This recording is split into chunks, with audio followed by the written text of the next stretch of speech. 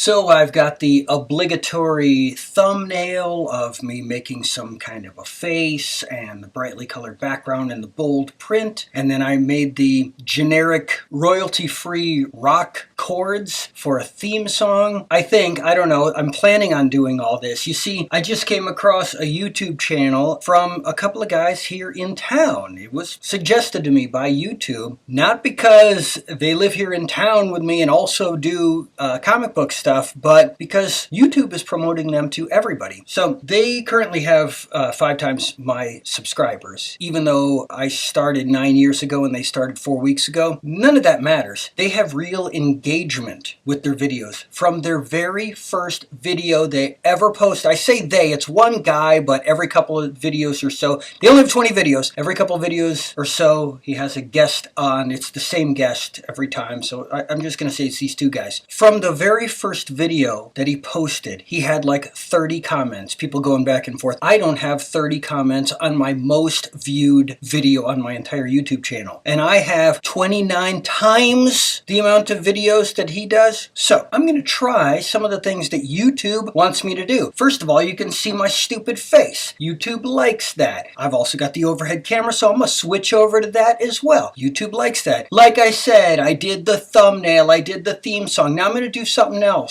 YouTube seems to like. Before you've watched anything I do, I'm going to say, click the like. I'm going to say, subscribe to my channel. You don't even know what I'm going to do here. I'm going to ask you to subscribe already. And then click the bell notification, okay? Somehow you need to do these things before you even test out the video, okay? So now that I got all of that out of the way, what else am I supposed to do? I'm supposed to do a top 10 list, right? That's the thing YouTube likes. How about this? The modern crop of extremely famous YouTube channels where they cover comic books all have the same exact theme. They open a box and show you all the slabbed comics they just got back from the CGC. They show you, I got this, I got this, I got this, I got this. They put it away, next video, the next day, same thing, same thing, same thing, same thing. People love that, right? Well, I didn't just get a box back from the CGC, so I can't do that. So I guess this whole endeavor is not going to be a success. But I'll show you some stuff. Look, we'll start right off with a slabbed comic.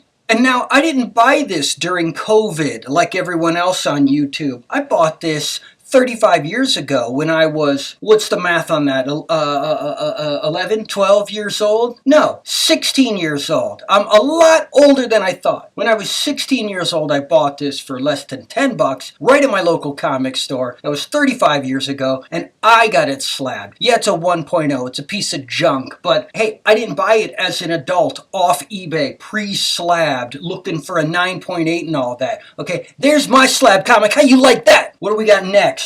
Let's look at it on the other camera, okay? What's so special about this? It's Amazing Spider-Man issue 31. This is, well, I always considered it cool because it was the first issue where Peter Parker goes to college. So he was only a high school kid in the first the first 30 issues. By 31, he's already a college kid. He's an adult, that's it. Childhood days are behind. That's not why this comic is significant. This comic is significant because it is the first appearance of Gwen Stacy. That's what the world feels is important. The random side character that he met with all the other college kids. So, we'll go with that. Next, keeping with the theme of Spider-Man, I got Web of Spider-Man #1. Is it a 9.8? No, of course not. I picked this up as a kid. So, that's it. It's junk. I read it. I rolled around with it. I fell asleep on top of it. That's what you get. Next, Peter Parker, the Spectacular. Let me show you up here first. Peter Parker, the Spectacular Spider-Man, issue #1. I got this as a kid too. Now, this came out before I started getting comics, but it was there in the back issues at my comic store, super cheap, and I got it, and I couldn't believe it at the time. But you know what? You know what I else couldn't believe? What I else couldn't believe? There's some good English for you. When I opened up and I read, why does this comic exist? It said, hey, Spider-Man's a popular character, so if we can make a second Spider-Man comic every month and you're gonna buy it? Why not? There's no other reason for this. Nothing special happens in this issue. It's not the beginning of anything, even though it's just issue 1. It's just the beginning of getting some more money out of you guys. You kids. Well, it worked. Got it out of me. Here we go. Next! Now here's another comic I got as a kid.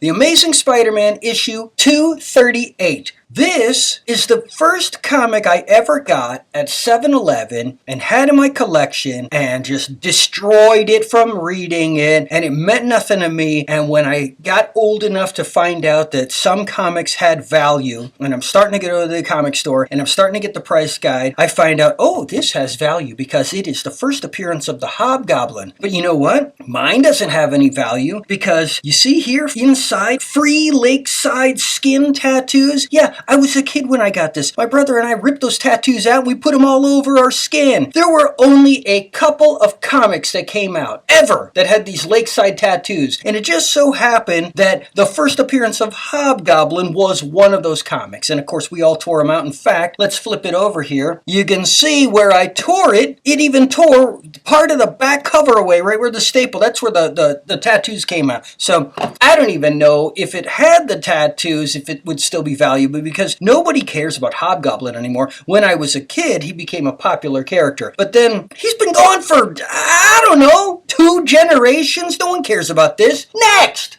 Now, here we go. This is something special. This is the Amazing Spider-Man issue 298, which I bought at my local 7-Eleven for 75 cents. I rode my 10-speed, the 1.2 miles each way, so 2.4 miles, to get this comic with my 3/4 and whatever the tax was back then. I'm sure it was still the same. So this probably cost me about 80 cents at the time. And when I met Mr. Todd McFarlane earlier this year, I got him to sign it to me while I talked to him. Now, we're going to have to do a little something different with this comic. You see, the popular guys on YouTube here in town also have an affinity for Todd McFarlane comics. Now, they didn't get them as a kid. No. See, they're not like me. I have 10,000 comic books. They have 400. I've been collecting since 1980, so that's what, 45 years at this point? They've been collecting for 4 years, since COVID, like everyone else on YouTube, and so they spend a lot of money to get these. That's not what's important. What's important is he talks about Todd McFarlane in every video, but he doesn't say Todd McFarlane. He says Todd McFarlane.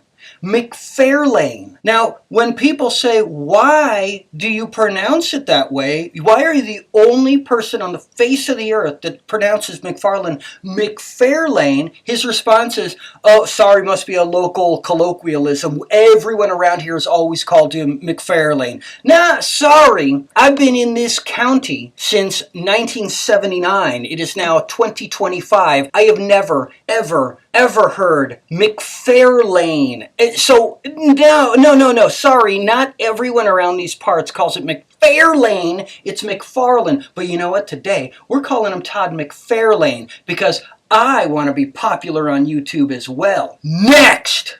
Here we go. Issue 299. What's so special about this? No one ever shows this comic. Well, this is the first appearance of Venom. Nobody says that. Nobody says that. But it is. He's on the last page. He's on the last page. He comes out. It's a full body shot of Venom. There it is. Boom! And I got it. I bought it as a kid. When it came out, 75 cents plus tax. You know the story. Next! Here we go. This is the one that's so special to everybody. This is the one everyone calls the first appearance of Venom, even though it's a second appearance. Issue 300. I have it too. Bought it up at 7-Eleven when I was a kid. I didn't buy it during COVID for millions of thousands of billions of dollars. No, here it is. Bam, bam, bam. Just like Barney Rubble's kid. Next. How about this? Another comic I got as a kid. Spider-Man, issue 1, signed by Todd McFarlane. Got this way back when. Got it from Ralph at my comic store. He had it signed. He didn't get it signed in person back then. His store got it. Back then you could get these comics when they came out signed by these guys. Couple for your store. They charged a bit of money. I paid a bit of money back then. Nowhere near what it would cost me today, but I got it. Next. Now here's a comic I got as a kid. I say kid, but I was probably 20, 21 at this point. 1992. Sorry, I was 18. But I was done with Spider-Man at this point. Sorry, when Eric Larson took over, I felt nothing but rage, seething rage, anger, and hatred. I felt it back then. I don't feel that for the man now. But then he was replaced by Mark Bagley, and they started bringing out this nonsense, Carnage, of which this is his first appearance. And like I showed earlier on my YouTube channel, I was shocked to see this comic up at a comic store for a fortune. And I was like, how can this garbage be worth a fortune? I've already covered that before. Cause it is, cause people like this character. Whatever, I got it. Cost me $1.25. See, comics were already jumping up in price back then. It would cost me a lot more to buy it now, and I wouldn't want to. But there you go. Next! Here we go. Another couple of men I met. Mr. Rob Liefeld and Mr. Fabian Nicieza, the writer and artist of New Mutants and X-Force. This was the final issue of New Mutants, which I got when it came out. And then it became New Mutants. Then it became X-Force. Come on, Kevin. Come on, Kevin. Wait, you gotta have these mistakes. And no editing, right? That's how to make a video nowadays. No editing. You just get what you get. I gotta say a lot. And that's what you get. Well, I gotta sign both times. I guess it has no value because I had him sign it to Kevin, which I am very fond of having them do. To Kevin, because this is for me. This ain't for sale. I ain't flipping this stuff. Next. Speaking of Mr. Rob Liefeld, or I should say, as they say on YouTube, Liefeld, because they don't read, they just say. Mr. Rob Liefeld was going to get his start at Silver Wolf Comics, but before his comic could debut, in fact, before he could put pencil to paper and get that artwork over to Chris Silver, owner of Silver Wolf Comics, he got another job at Megaton or can't remember. You can look it up yourself. Anyways, they announced the coming of Rob Liefeld, and then they had to put a retraction. Sorry, we ain't getting him. Someone else did. Then he went and did Hawk and Dove and all that stuff, right? Well, you know who Chris Silver did get? He got Ron Lim. For Ron Lim's first published artwork, Ron Lim was the famous artist, when I was young, of every single issue of Silver Surfer and this spin-off series, Infinity Gauntlet, Infinity War, the ones that brought in Thanos, or as they say on YouTube, Thanos, the Infinity Gems, or back then they were called Infinity Stones. Or am I getting that backwards? I'm so confused now. But all of those storylines came from the pen, pencil, ink tip, what have you, of Ron Lim, and he got his start at Silver Wolf Comics right here in, what is this? A review of previews, the Silver Wolf Bulletin Special #1. And you know what? I'm going to open this up because I want to show you something. You see, I may be the only person on the face of the earth that has the entire publication run of the whole company, Silver Wolf Comics. I can't say the name of the company, but it started as Silver Wolf. It then became Greater Mercury and eventually ended as Venusian Press. Over the span of more than 120 publications, I have every single comic of every single line from every creator from the entire company, beginning to end. In fact, the last little ones that I needed to get to finalize my collection took years and years and years to track down, and many hundreds of dollars per issue to get these stupid garbage comics. But I'm going to have to do a full playlist where I'm going to go through issue by issue every publication from Silver Wolf.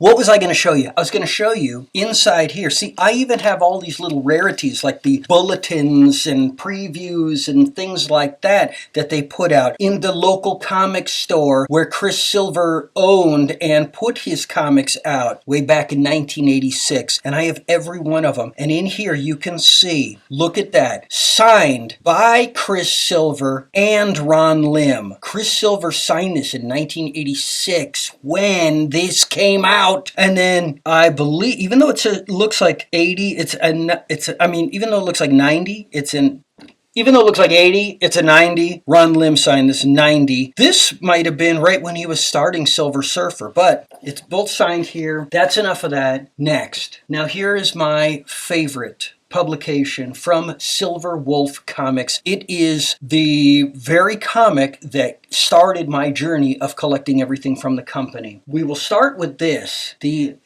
Silver Wolf Bulletin, Issue 5, The Coming of Fat Ninja. We follow it with this. This is the Fat Ninja Ash Can Edition. And then the meat and potatoes. Fat Ninja, Issue 1 from 1986, signed right on the cover by Chris Silver himself. Now, I also have my reader copy that I got in the 80s. That's in another box in the other room. But check this out, the trifecta of Fat Ninja-ness right there. Okay? Woo! What do I have next for you guys? Well, let's actually go ahead and take a look at a comic now. This is where I put on the glasses so I can see what the heck I'm doing, and you're just going to have to deal with this. I may look like a nerd. I don't know. People say I look like Clark Kent. And no, not the band created by Stuart Copeland. That's a different Clark Kent.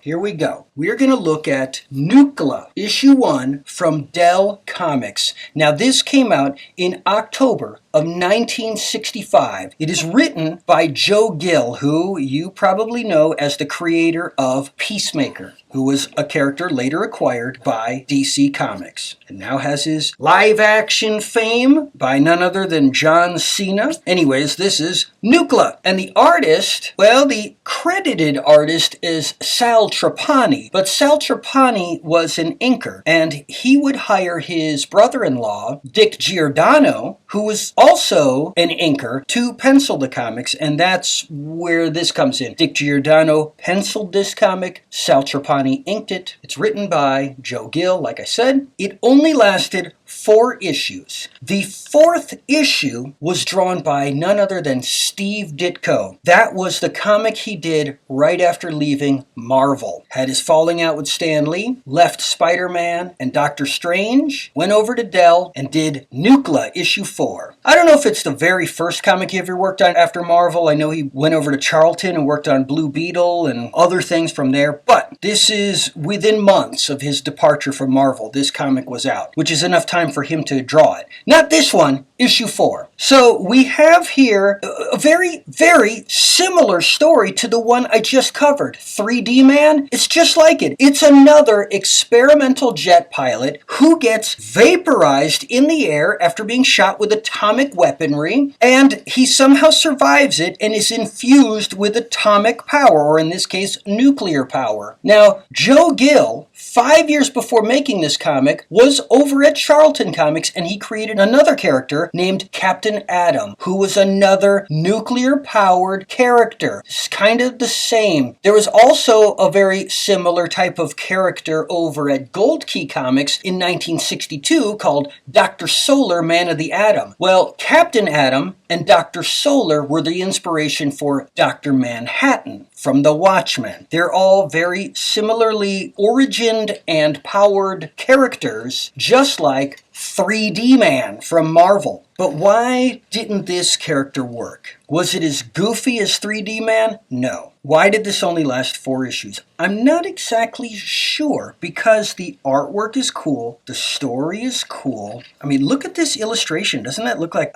I don't know, Hal Foster or something? That's very nice. It's a grounded story. But Nuclear, now throughout this comic, there is this stamped name, Steve Short. That is the illegitimate son of Steve Martin and Martin Short. I'm just kidding. I don't know who the heck Steve Short is, but he's stamped himself all over this comic. Anyways, this is a very well illustrated comic. Story is engaging. The character is he is interesting. He can dematerialize himself where he cannot be harmed. He can then teleport anywhere he thinks at instantaneously. He can heal up any wound, any damage to himself, and shoot out powers that create nuclear explosions. He also has his experimental jet that was vaporized with him, and it has his same powers. He can fly around in it while invisible, and it's just really cool. I don't know why this character never continued or why he was never brought back. I don't know if he's in the public domain. All I know is he's only in these 4 issues, and he's never been seen from ever again in any capacity. No one has ever brought him back, not for a cameo, nothing. And I actually like him. I'm going to get the other 3 issues. I'm going to get issues 2, 3, and 4. I like it. Steve Short, I like your comic, okay? I even wish I could get this, the world's biggest life-size poster of the Beatles, signed. I just think they signed an 8x10 and it was blown up, and that is a copy of their signature. I don't think they signed every one of these posters and then sold it for $1.98. It's just not possible. So, that's all I've got for you now, except, listen, I can tell you a little bit about Dell. Dell published the very first comic book. It was called Famous Funnies. It came out in 1933. It was a reprint of newspaper strips collected together in the large Golden Age comic form, but that is what's considered the very first comic book. Now, National Publications, another company, came along in 1935 and put out the first comic book with original material. That was New Fun #1. I've covered it on this channel. That is the company that then became DC Comics, and they also, 3 years later in 1938, published the very first superhero comic. That was Action Comics #1 with Superman. That's kind of the origin of how Dell fits into the scenario. Now, Dell lasted until 1972, was it? Or no, in the 60s, somewhere in the 60s, right?